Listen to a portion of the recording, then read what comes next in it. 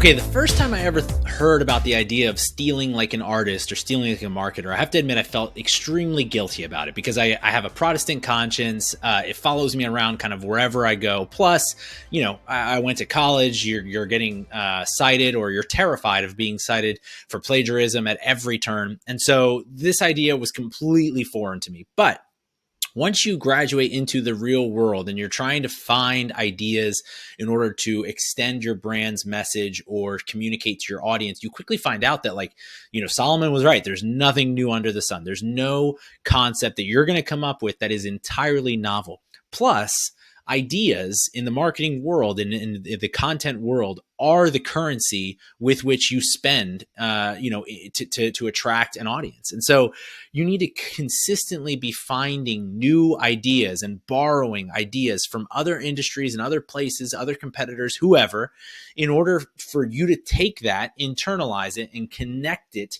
to your audience in a way that allows them to better understand you, your brand, your value proposition, your product mix, whatever it might be. So when we talk about stealing ideas, when we talk about borrowing ideas, whatever, don't think of it as stealing.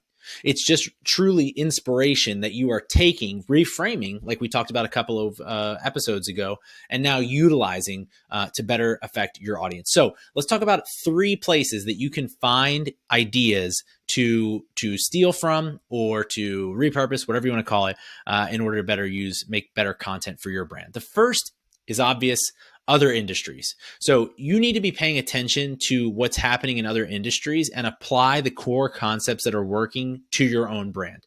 Perfect example here. If you're in the B2B space, which I know a lot of you are, you should absolutely be following and keeping tabs on what the leading D2C, direct-to-consumer brands are doing. One way that I do this is I subscribe to 2PM, Webb Smith's publication, and I continually pay attention to who he's calling out, who he says is doing a good job. He has an index with all the leading D2C companies on it. All of those things are helpful so that I can look at their content and see, why are they being effective? What are their storytelling trends? What tools are they using to better connect with their audience? And then apply that to the B2B industry. The execution they use may or may not relate to your brand, but at the end of the day, remember, you're still marketing to humans.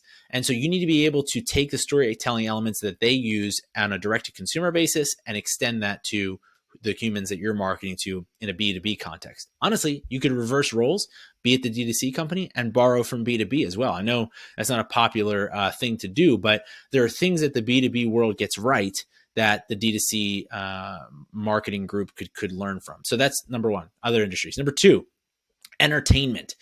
Your favorite shows on Netflix, HBO, whatever it is, Hulu, etc.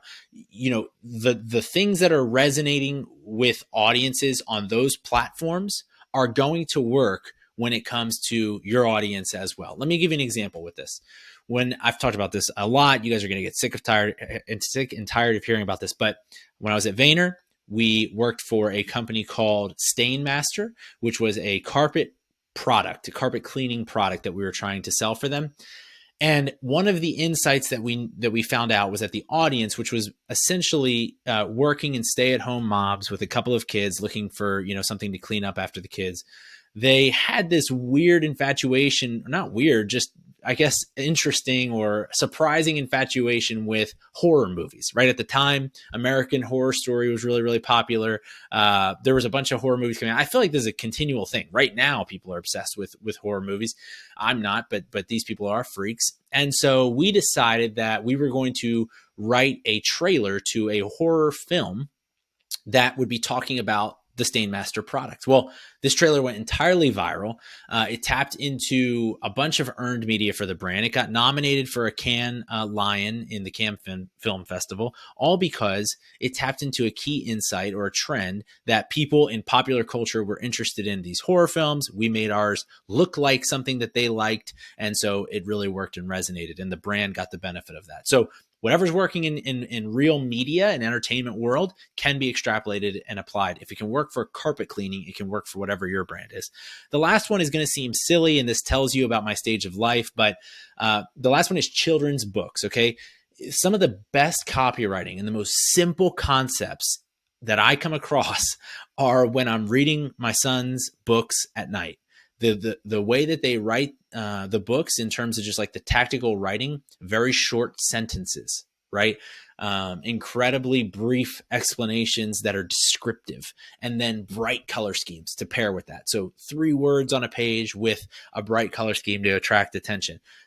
To be honest with you, there is not a lot of difference between my 2.5, 3-year-old and most of the customers that you're trying to get the attention of. Obviously, if they were continuing to engage with your content, they would need to go deeper. But on that initial touch, the reaction that a 2.5 or 3-year-old has to a page is the same reaction that you want your customer base to have. So learn from kids' books. And don't close yourself off to any source of idea. Idea generation is very difficult. It's one of the big problems we run into a lot of times with prospects and customers. So you should not shut yourself off to any valve of ideas, regardless of how weird or different or similar the source of that idea is. It's not stealing. You're borrowing. You're being inspired. Fix that part of your brain to understand that when you take that idea, you reframe it in the context of your brand, and then you make something new. That is a new creation itself, and it's a perfectly right way to go about content creation. Hope that helps. See you guys tomorrow.